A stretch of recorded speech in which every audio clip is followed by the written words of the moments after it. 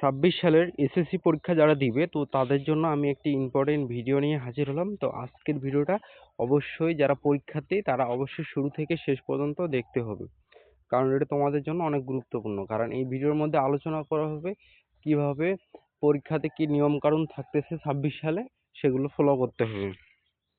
তো পরীক্ষার কেন্দ্রে প্রবেশ, পরীক্ষার্থীদের অবশ্যই শুরুর 30 মিনিট আগে সকাল 9টা 30 মিনিটের মধ্যে হলে প্রবেশ করতে হবে।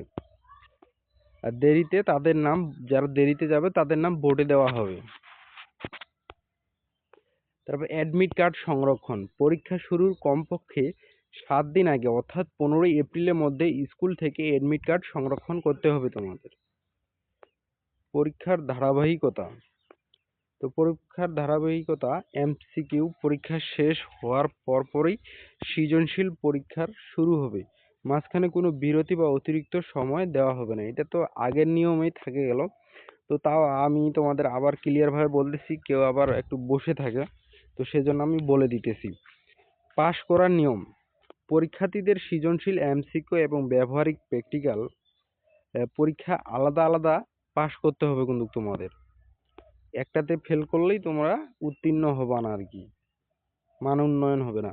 তারপর ব্যবহারিক পরীক্ষা, ব্যবহারিক পরীক্ষার ক্ষেত্রে অবশ্যই উপস্থিত থাকতে হবে, অন্যথায় পরীক্ষাটিকে ফেল বলে গণ্য করা হয়। তোমাদের যে পরীক্ষার শেষে যে ব্যবহারিক পরীক্ষাগুলো হয়, তো সেখানে তোমরা অবশ্যই অ্যাটেন্ড করবা। যদি তোমাদের স্কুলে হয় তাহলে তো ভালোই, আবার যেই স্কুলে তোমাদের পড়বে সেই স্কুলে বলে দিব অবশ্যই, ওই স্কুলে তোমরা যে পরীক্ষাটা অ্যাটেন্ড করবা, এখানে তোমাদের ভাইবা নিতে পারে অথবা প্র্যাকটিক্যাল খাতাগুলো দেখতে পারে, এইটুকুই। তারপর হচ্ছে ধারাবাহিক মূল্যায়ন, তো শারীরিক শিক্ষা, তারপরে স্বাস্থ্য, খেলাধুলা, কেরিয়ার শিক্ষা বিষয়গুলোর নম্বর স্কুল কর্তৃপক্ষ টেস্ট পরীক্ষার মাধ্যমে, তাহলে এগুলো তোমাদের ধারাবাহিক মূল্যায়ন তোমাদের বোর্ড থেকে পরীক্ষা হবে না, এগুলো তোমাদের স্কুল থেকে মার্ক দেওয়া হবে। তারপর সরঞ্জাম, মানে পরীক্ষার মধ্যে তোমরা কি কি ব্যবহার করতে পারবা আর সংক্রান্ত নিয়ম, মানে কি কি ধরনের ডিভাইস ব্যবহার করা সম্ভব। তাহলে বোর্ডের অনুমোদিত সাধারণ সায়েন্টিফিক ক্যালকুলেটর যেমন 100 ms তোমাদের কিন্তু ব্যবহার করতে দিবে। 100 ms এর উপরে যদি তোমরা নিয়ে যাও তো তোমাদের কিন্তু পরীক্ষার হলে তোমাদের ক্যালকুলেটরটি নিয়ে নিবে এবং পরীক্ষার খাতাও নিতে পারে।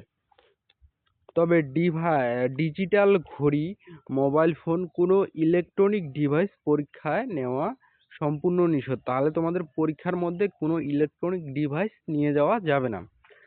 তো এইটুকু বিষয় তো তোমরা ক্লিয়ার। তো অবশ্যই তোমরা পরীক্ষার হলে যাওয়ার আগে তোমাদের ইলেকট্রনিক ডিভাইস ঘড়িগুলো, তোমাদের যে কোনো ঘড়ি নিয়ে পরীক্ষার হলে কিন্তু ঢুকতে দিবে না। তো আশা করছি এই বিষয়টা তোমরা ক্লিয়ার হয়ে গেছো। তো এখনো যারা চ্যানেলটি সাবস্ক্রাইব করনি দ্রুত সাবস্ক্রাইব করে পাশে থাকা নোটিফিকেশন বাটন অবশ্যই অল করে দিবা। তো দেখা হবে আবার পরবর্তী ভিডিওতে।